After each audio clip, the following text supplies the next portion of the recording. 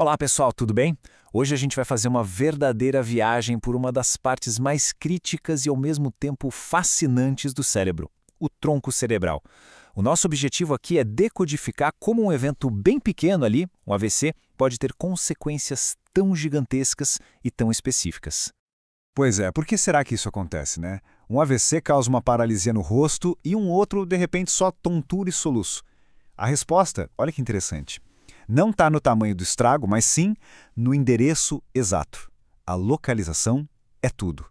E é exatamente esse mapa que a gente vai desvendar hoje. Pensem no tronco cerebral como se fosse a torre de controle do nosso corpo.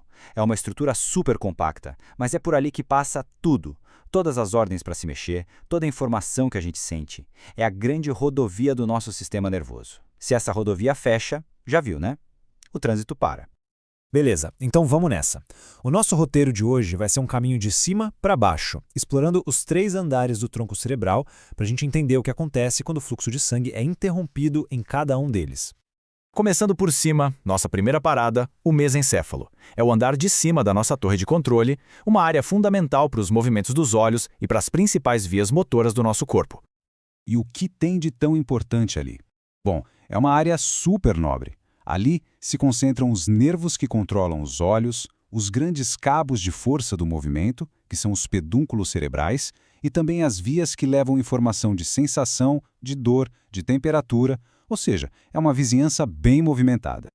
E aqui a coisa fica interessante. Dependendo se o AVC atinge a parte da frente, a medial, ou a parte do lado, a lateral, os sintomas mudam completamente. Um AVC medial vai afetar o movimento dos olhos e a força do corpo. Agora, se for lateral, o problema vai ser principalmente nas sensações. O endereço exato dentro do bairro faz toda a diferença. E aqui vem a primeira grande pista, um conceito fundamental para entender tudo isso: os achados cruzados. O que é isso? A lesão acontece de um lado do tronco, mas causa sintomas no rosto ou nos olhos desse mesmo lado, e fraqueza no lado oposto do corpo. Essa é a assinatura de um AVC de tronco cerebral. Guardem isso. Vamos ver um exemplo prático para ficar claro. Pensa no terceiro nervo craniano. Ele é tipo o chefão do movimento do olho. Quando o AVC no mesencéfalo desliga esse nervo, os outros dois que também mexem o olho ficam trabalhando sozinhos, sem oposição. E qual o resultado? Um sinal clínico super específico. O olho do mesmo lado da lesão fica apontando para baixo e para fora. É um sinal que grita: a lesão é aqui. E para fechar o raciocínio, olha que elegante. De um lado, temos o olho apontando para baixo e para fora. E do outro lado do corpo, paralisia, fraqueza total. Quando um neurologista vê essa combinação, não tem dúvida, o diagnóstico de AVC no mesencéfalo fica praticamente selado. Isso é o achado cruzado na prática. Ok, vamos descer um andar para ver como a história continua. A gente chega agora na ponte, a parte do meio. E o nome já diz tudo, né? Ela é uma ponte mesmo, cheia de vias se cruzando, conectando o cérebro com o cerebelo e várias outras estruturas. Se o mesencéfalo já era movimentado, a ponte é tipo uma grande avenida em horário de pico. É aqui que moram os nervos da sensibilidade do rosto, do movimento lateral dos olhos, da expressão facial, da audição. E ainda por cima, as fibras que cuidam da nossa coordenação, que vêm lá do cerebelo, também passam por aqui. Um AVC na ponte pode causar um sinal bem característico, a tal da oftalmoplegia internuclear, ou OIN. Nome complicado, né? Mas a ideia é simples. A via que sincroniza o movimento dos dois olhos quando a gente olha para os lados é danificada. O que acontece? Um olho vai e o outro não consegue acompanhar, fica para trás. Ver isso é um indicativo fortíssimo de lesão na ponte. E os achados cruzados na ponte são um pouquinho diferentes. No mesmo lado do AVC, o que a gente vê é a ataxia. A pessoa fica meio desajeitada, com a coordenação ruim, sabe? Isso porque as fibras do cerebelo foram atingidas. E no lado oposto do corpo, de novo, a paralisia motora. Ataxia de um lado, fraqueza do outro. Chegamos na base do tronco cerebral, o bulbo. Ele é o portão de saída, a última parada antes de todos os sinais descerem para a medula espinhal.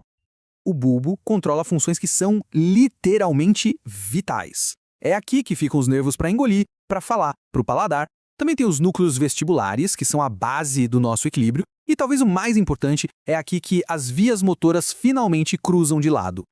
E por causa de tudo isso, especialmente dos núcleos vestibulares, os AVCs no bulbo costumam dar uns sintomas bem peculiares. Vertigem muito forte, enjoo e até soluços que não param, ou bocejos repetitivos. Lembra da nossa pergunta lá do começo? Tá aí a resposta. Agora, se prepara que aqui vem o detalhe mais legal e complexo do bulbo. Como as fibras motoras cruzam bem no meio dele, a altura do AVC muda tudo.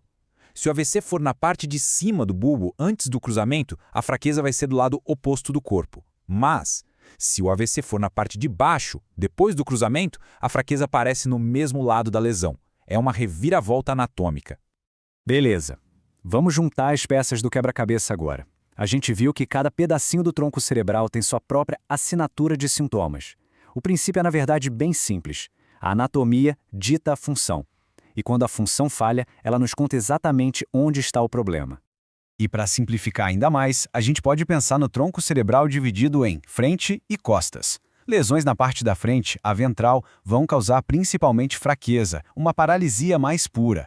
Já as lesões na parte de trás, a dorsal, vão dar aqueles problemas mais específicos nos nervos, muitas vezes sem uma fraqueza motora tão grande.